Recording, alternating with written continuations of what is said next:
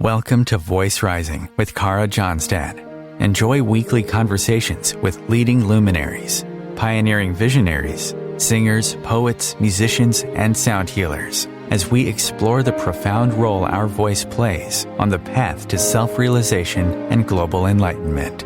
The internationally acclaimed singer, composer, author, healer, recording artist, voice expert, creator of Voice Your Essence, and founder of the School of Voice, Johnstad uses her extraordinary spiritual gifts to empower others. Everything in this world vibrates. Everything has a frequency. A pioneer in the field of voice work and transformational songwriting. Her breakthrough methods are helping thousands of people worldwide fine-tune their body-mind-spirit system and unlock the energetic frequencies of limitless creativity, health, and abundance. Share your voice, ask your questions, join in the conversation. Receive life-changing, positive transformation and rise together to create a sound world. And here's your host, Johnstad. Hello, everybody. Welcome today to a very special show, Voice Rising. So many of our problems, war, poverty, isolation, climate crisis, have their roots in an old story. The story that violence is inevitable, that our world will always be at war, that people will always find ways to hate. Yet the question today is this the truth? Are we born conflicted?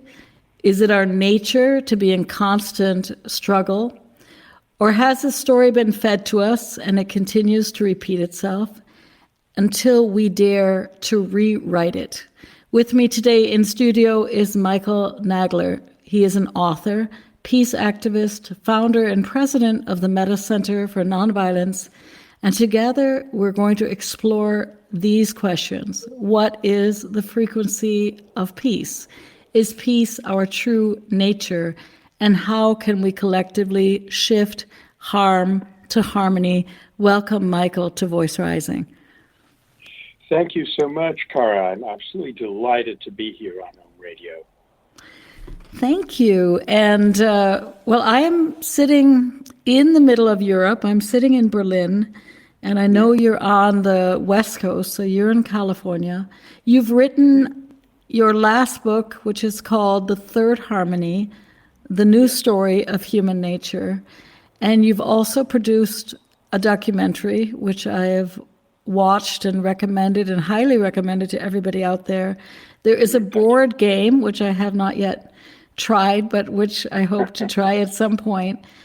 Tell us, from all your years of experience, what you've learned as a meditator and peace activist, how we can create harmony in a world that appears to be very violent.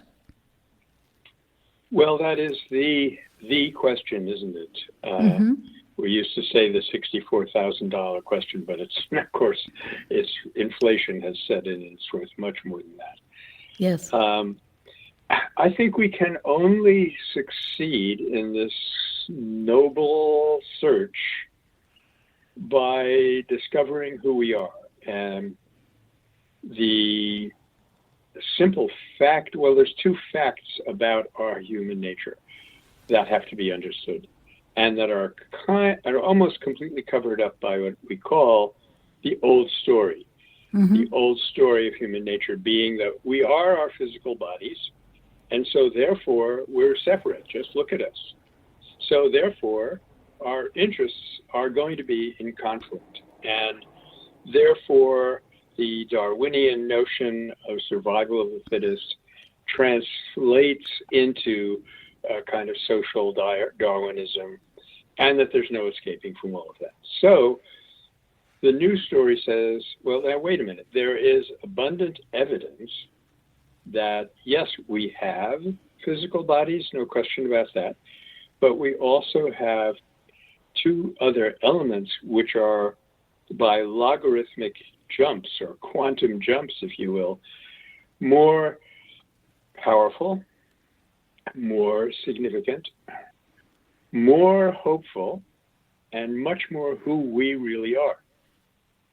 And those two jumps up from the physical body are from matter to mind and from mind to spirit, or in terms of the human being, from body to mind, from mind to consciousness. And that there have been, since times immemorial, disciplines which enable people to get quiet in the turmoil of the mind so that we can become more aware of consciousness. And the other incredible feature of consciousness is that it is unitary.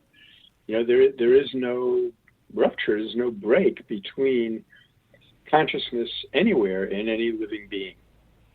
Yeah. So when we become aware of that, I'm going on and on a little here, Cara, if that's all No, right. no, it's fine. I mean, it is unitary. It's unitary, like, of course, consciousness. We're all connected in breath. We're all connected. You know, there's that saying, we bleed the same blood color, right? There's no. We're very interconnected as beings.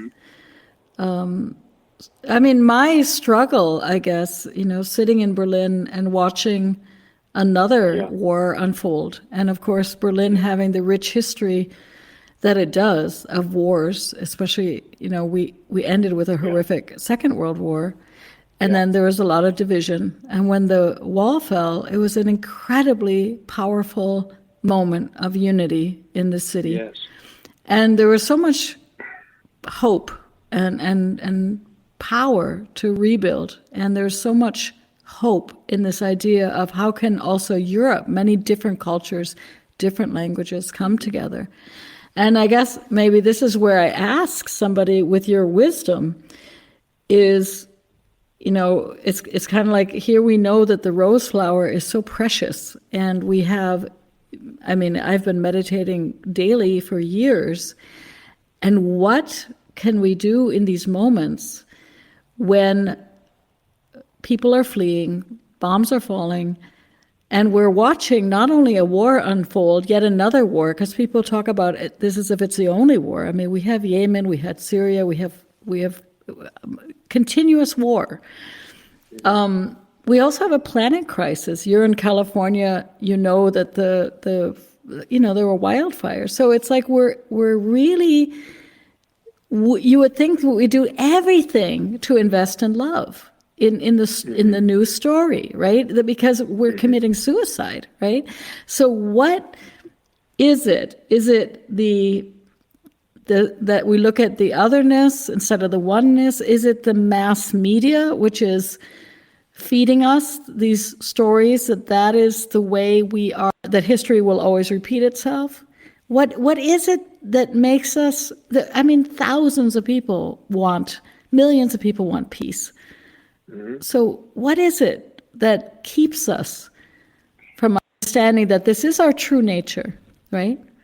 I mean, that is what your books are about. This is peace is our true nature, which it is. Yes. So if we ask Cara, you know, what is it? I think the old simile that you frequently meet with in the spiritual tradition is imagine a brilliant jewel that's buried in a pond, sunk in a pond, and there's a wind, and the wind is stirring up waves on the surface of the pond, which do not allow you to see that jewel. The jewel, in this case, being our unity, the absolute indivisible unity of consciousness, including that yearning that you referred to with the coming down of the wall. I remember, you know, standing in Berlin not too long ago and seeing the marks on the street where the wall had been. The feeling of joy that human beings experience when those walls come down. But I think the shift to a new story means, and it is happening slowly, is the recognition that the ultimate divisions are actually within us. They're within our own consciousness. And that is the place that we have to work. And that is a place where we can work. I mean, I cannot cure the divisions in another person, much less the divisions in the international community, quote unquote. But I can work on the fractures in my own consciousness with these spiritual practices that you referred to. And I think one of the things that makes it a little bit, well, there's two things that makes it implausible or beyond reach for a Western modern person.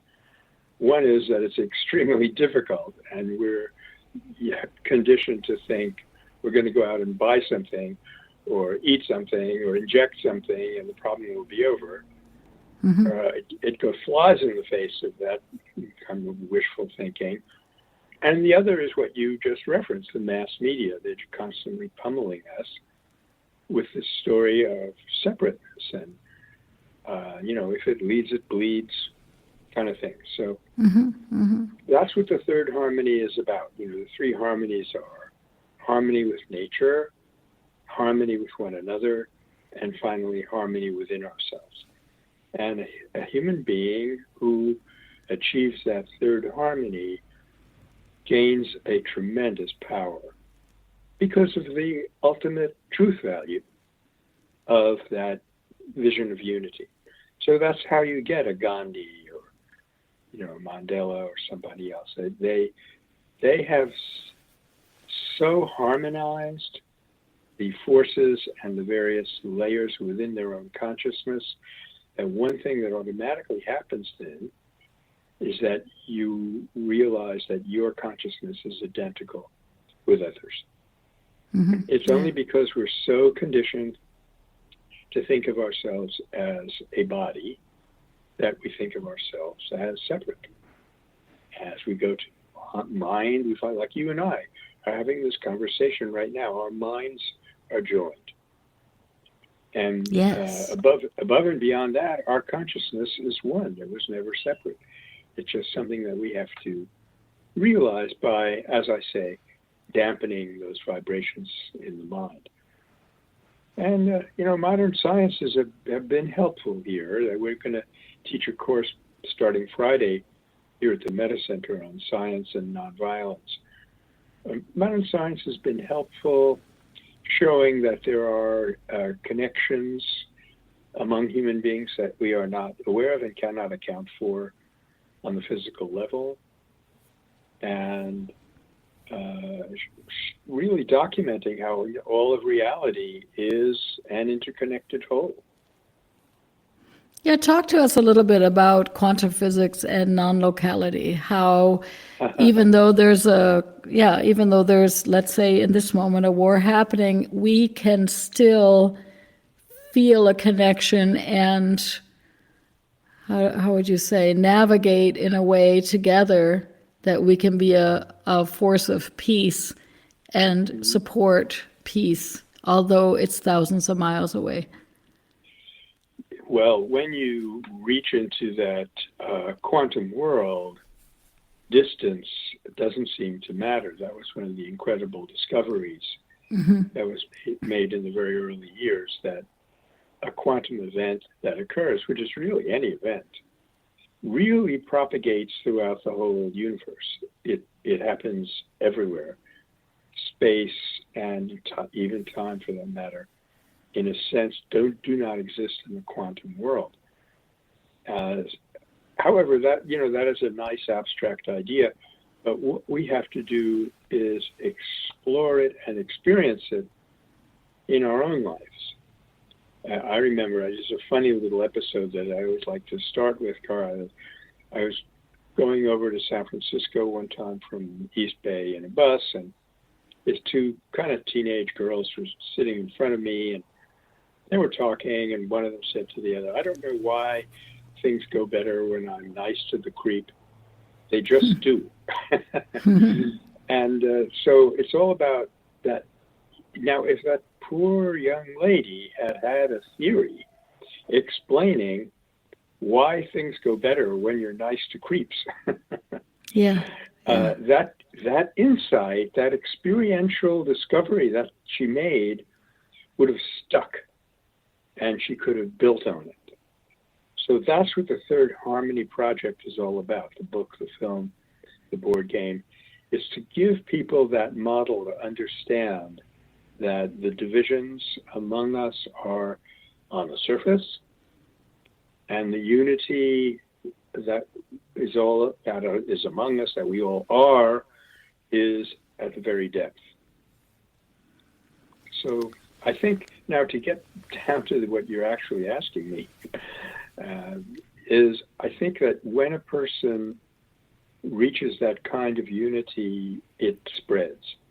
And we can now document how things like that spread through neuroscientific experiments. And through little experiences that we've all had. We've all had some kind of strange connection with another person. I once, had a connection with my son when he was in London and I was in California. I had a dream that he had hurt himself, and I emailed him the next day. I said, "Josh, are you all right?" And he said, "No, I broke my ankle yesterday." Yeah. So, there are those glimpses of a unitary reality. I remember when I invited a professor, colleague of mine, to give a lecture to my peace studies course. He asked, why is it that physics has made these brilliant reaches? Mm-hmm. Are you still with me? Yeah. Yeah, I am. Yeah. I know there is some honk. there's some funny junk happening. When biology is lagging behind, and he said to my students and me that it's because physics deals with a world of uniformity. Every electron in the universe has the same size, the same mass, the same charge. Mm-hmm. Whereas in the world of biology, every single one of us is unique, from plants on up, and that it's hard for us to deal with that. We don't know how to, find the patterns. But one thing we do know is that if we learn to use our perception and our logic to learn from history and our own experiences, it is very obvious that nonviolence is our true nature. It's our inner being. It's an inheritance, a legacy that we've all somehow come into by being human beings, and that it can be institutionalized.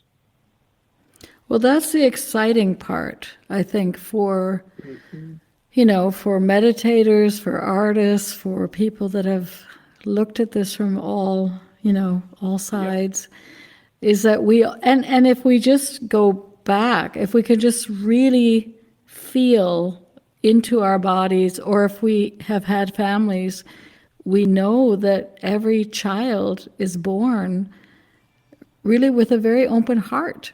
And they don't have these divisions that I can't remember who said it, but basically hatred is something taught, right? It's not something we're born with. Carefully.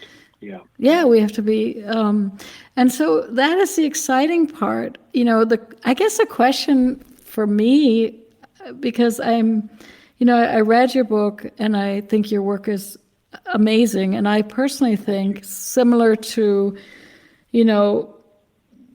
I think that's where biology and physics actually meet, is that there is a coherency. There is a longing for that piece of grass to pop itself through cement. There's a longing for life, right? There's a longing for regeneration. And in music, there's definitely, I always say that music is one of the most incredible things, because music is always resolving. You'll rarely have even a piece of music that lands in another key, right? It's always seeking home, right? And there's always a need for harmony. We used to do stories like that. The stories used to be once upon a time, and then at the end we'd say, and they lived happily ever after.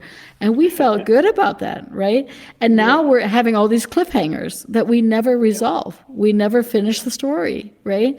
So, but the question, I guess, where I'm just so fascinated is that, if If we're born with peace as our nature, which I think 99% of us would say yes, and if then the division or the hatred or the otherness and not the unity consciousness is something that is conditioned into us, then one would think, and now this is my question on the wise professor in California, that it would be costing us pennies to say, okay, wait a minute, how can I put peace studies in the schools instead of, I raised a family, seeing children learn about Hitler, Stalin, Napoleon, and have to be tested on them and have to win the test with the A's on who conquered which country, right? So kids are literally from the age of, well, I would say probably 8 or 9 already, being conditioned in the school system. And then we have all the films with the good guy, bad guy, whatever. So if we know that this is costing us our planet, we have domestic violence, we have school shootings, now we have another war.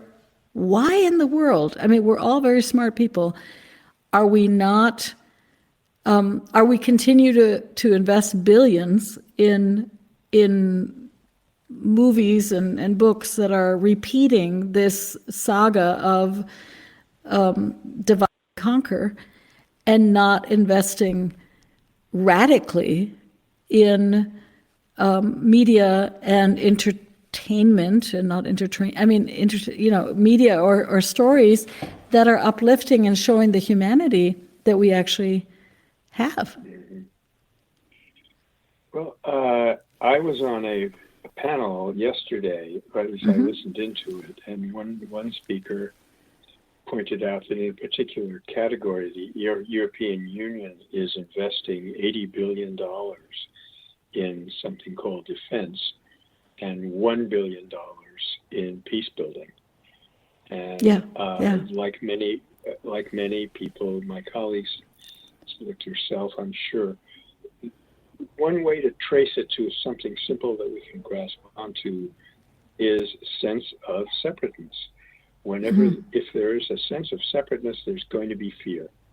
And if there's going to be fear, there's going to be anger. And I never really have fathomed why our media are constantly harping on that, when on those rare occasions when they bring out some kind of glimpse of unity. Like there's a little story out here not too long ago. It didn't happen in California, but reported out here about, I guess, a woman had gone off onto a frozen pond and the ice cracked, and a couple of people who were standing on the shore just, kicked their shoes off and jumped into that frozen water to drag her out at great, at great danger to themselves. But somehow we're conditioned to think that we're separate. And ultimately what it comes down to is that we're conditioned to believe that we're only physical. So that's... It seems like, I have to correct your colleague, because only Germany just committed to 100 billion euros, which is more than dollars, only the country of Germany, for new weapons within a couple of days. So it's only Germany, right? So Europe in general, together with France, this is a very huge thing. But I, being, older than one could ever imagine, I remember watching... you are a little bit, tiny bit, but I remember watching the shows such as, what's the theme song? Bum dum buddy dum dum buddy dee dee dee dee dee, like Andy Griffith, right? I think, or we had shows like Lassie or whatever. So it just seems like the I Love Lucy, right? Which maybe there were stereotypes in there and everything, but it does seem like everything has become more faster. The messaging is huge, and it does seem, I mean, maybe I'm wrong. I don't have a television, you see, so maybe I'm totally off base here. No. I do not have a television anymore since 20 years. So maybe I'm misassessing this, but it just seems like the violence is a norm. And the interesting thing is, what do you think would be the steps if we could? And I want to say we should and will and are. I know you and I are, and I have many great friends that are rewriting this story. I did write here, you have 5 points in your book. Oh, good. Do you want me to list them for you too? Why don't you listen for the audience? I remember them pretty well. You probably know them, right? So this is what I have, is that bringing the third harmony to life, this roadmap. The first one is out with the old, which is a little bit what we're talking about, to avoid violence and vulgarity in mass media. Yeah, this is what every individual can do. And what shocked me is that you wrote in your book, the acceptance of violence was the fastest growing value in America from 1993 to 2004. Now, I'm not sure if the studies, I'm assuming it just continued to grow. And you had written that this, the Greek philosopher, is his name what is his name? Epictetus. Yeah, Epictetus. That the only thing we can control and the only thing we need to control is the imagery of our own mind. And he said this 2,000 years ago, so we're like, a little bit slow. So then so basically to understand that what we focus on, we become. And then the second point was in with the new, is to learn all we can about nonviolence, which is where your work, of course, is coming in. Number 3 would be spiritual practices. Number 4, prioritize personal relationships. And number 5 would be to be the new story.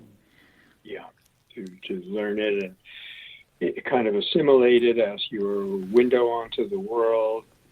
And on occasions when it becomes appropriate, to explain to people what the new story is, what the evidence for it is, and how it makes sense of our own experiences, which in many cases we are denying or just putting aside and considering as anomalies. This shouldn't have, there's no explanation for this, okay, kick it aside and carry on. So I think, and I hope I made this clear in the book, that we need to re-educate ourselves right across the board. We need to be teaching the new science, physics, the biology, the social science, and we need to be one really powerful place where we could be instituting it would be the criminal justice system, which is right now based entirely on a kind of abstract concept of revenge and harm. But there are these pockets, these experiments in restorative justice, and they work much, much better. What we've been missing, and that's where the gap that I'm trying to fill here, is we have not been able to explain why they're better. And when we can't explain it, again, we say, oh, well, that was an anomaly, back to the same old, same old. But when we have a new story in our mind, a story of unity and non-physical reality to the human being, which is, what every spiritual tradition has been saying for 5,000 years, and what every human being begins to glimpse a little bit in meditation, that with this new story, it makes perfect sense that when we make a peace overture towards another party with whom we have a conflict, we change the field, we change the dynamic. And if we are courageous enough to hang on to that, we could build it out in every relationship we have. Personal relationships, society, its institutions, and finally the international arena. I mean, I love the story that you wrote in the book, and I'm trying to think of which school it was, but it was on the East Coast, and basically it was one of the most, it was a school that was really struggling with a lot of detentions and problems, and the new principal, I mean, if I'm saying the story right, just came in and basically knew this has to change, but took the big risk and got rid of all the security guards and took that money and put in the arts. And that's, I guess, what I'm passionate about as an artist and as a songwriter. And if we look at a symphony, right, you have somebody playing the fricking tuba, right? And then you have in that same, I mean, that is really diversity and unity right there in your face. You have a piccolo, you have a tuba player, you have, and they're all working together. Yeah, and some of them are playing the melody, and some of them are playing the rhythm, and some of them are standing literally for 36 bars until they can get the triangle to go ding. It's unbelievable. And I just, with all these cutbacks, and even in Europe, Berlin used to have more monies for the arts than the American government altogether, right? When I arrived here, which was in the mid-'80s. And it's slowly being cut back because we have simply a refugee crisis that is not only now, it also came through the wars in the Middle East. Many, many things. And the first thing that seems to be cut is the arts. And yet it seems like when we see that story, that it's the arts that give us the humanity. And I'm not talking about the mass media stories. I'm talking about, people singing together and dancing and choreographing that lift us up into a new story, right? So what is your experience with using creativity to build peace? Well, I remember when I was an undergraduate student, so we're going back there, I was very much involved in folk music. It started for me when I was in New York City before I went up to Cornell. And we invited Pete Seeger, the great hero. Nice. Yeah, to come and give a talk. And I was part of the group who was hosting him. And he said something that shocked me, and I thought it was dead wrong. And then I grew up, and I realized it's absolutely right. And that is, he said that creativity can be expressed in anything. It doesn't have to be. Art is a symbolic avenue for creativity, but you can use the same. He didn't put it this way, but this is how I understand it now. The same mental struggle that an artist goes through to hit that harmony, to create that sum, as they call it in Indian music, is exactly the same as it would be in working out a conflict that you have with others, and in coming to grips with the deeper nature of humanity. Now, when he said that, I was quite offended. I said, no, art, music, they are in a class by themselves. They are, the rest of life is just this scrubby struggle for survival. But, I came to realize that he is right, that this feeling of creativity, this expression of our inner creativity, makes us alive and fulfills us and gives us a happiness which is much longer lasting than the happiness we might get from consuming this, much less the the apparent happiness that we get from dominating another person. Yeah. So we're being very badly served by our mass media, which emphasizes the latter, and I guess there's some commercial reasons for that. once you have conditioned people to look to the, quote, excitement of conflict, they will at first at least find it very boring to look at heroic stories of unity, unification. So we have to be reconditioned. And the hope is, the path that one can discover is that when one does this in oneself, which is a lifelong practice, no question about it, when you accomplish to the extent, let's put it that way, to the extent that you accomplish it in yourself, you have that harmonic influence on the world around you. And that's where some of the really modern discoveries, really new, well, they're not so new anymore, but the discoveries of quantum reality and the interconnectedness between brains, for example, at a distance that neuroscience has discovered. Intention experience, maybe, or Heart Math Institute, or NASA Heart Math is very good at this, or the unitary nature of consciousness. That those things are not part of what we call the Newtonian classical story of physical separate reality. And I don't know what goes on in the schools now, but I know I was taught strictly Newtonian physics. Well, the world is a set of billiard balls, and if you know the direction and velocity, you can predict everything. There was no sense. Well, what infuriated me later in life was to discover that quantum theory had been around for 50 years, which is basically a story of non-locality, which means, an event that seems to our perception to happen in one local region is really a readjustment of the entire universe.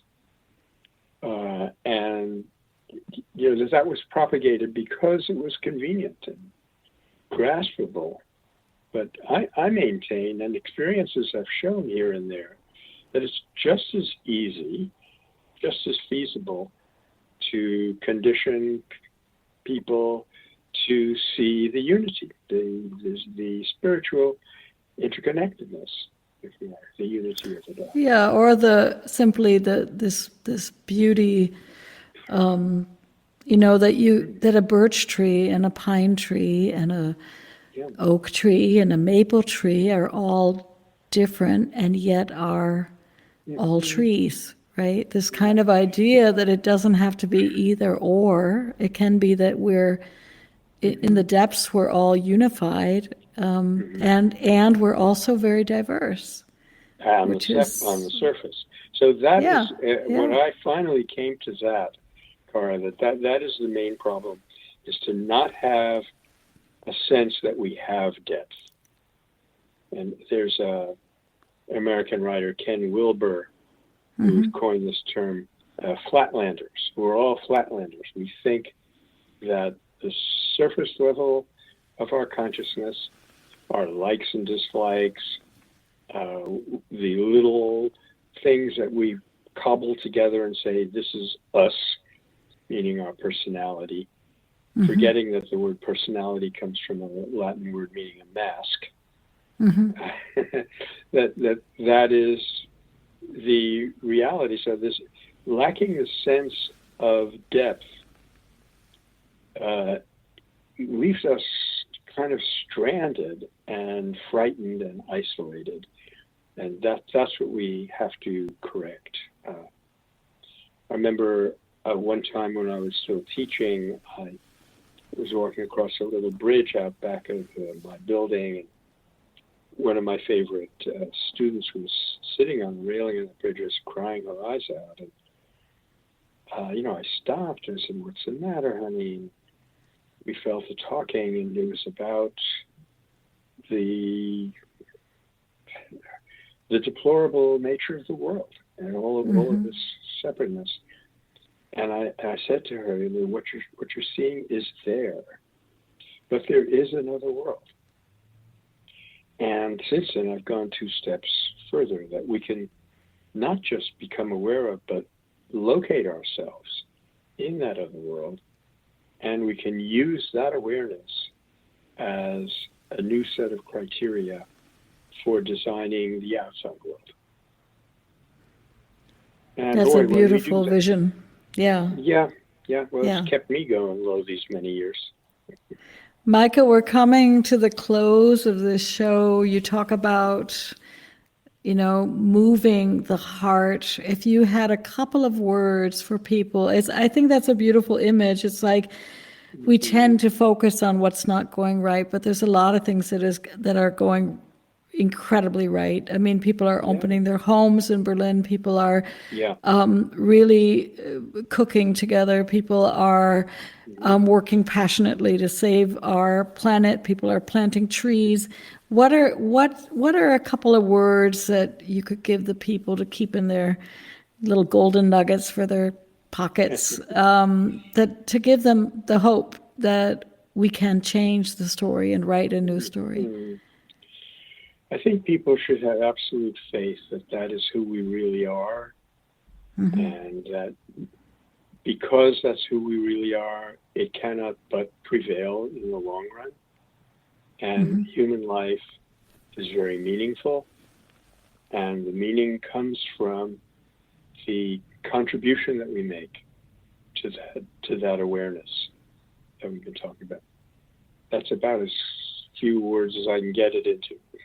Beautiful. I thank you, Michael Nagler. I don't have your homepage off the top of my head. It's maybe you want to say it quickly. Yeah. Yes, it's metacenter.org. Meta has 2 T's. Metacenter.org. Everybody out there, The Third Harmony is a wonderful documentary, also very touching, and you have many books.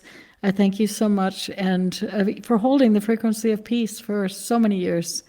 You're an inspiration. Thank you. Well, thank you so much for recognizing and applauding that, Cara. Thank you. Blessings. Bye-bye. Bye for now.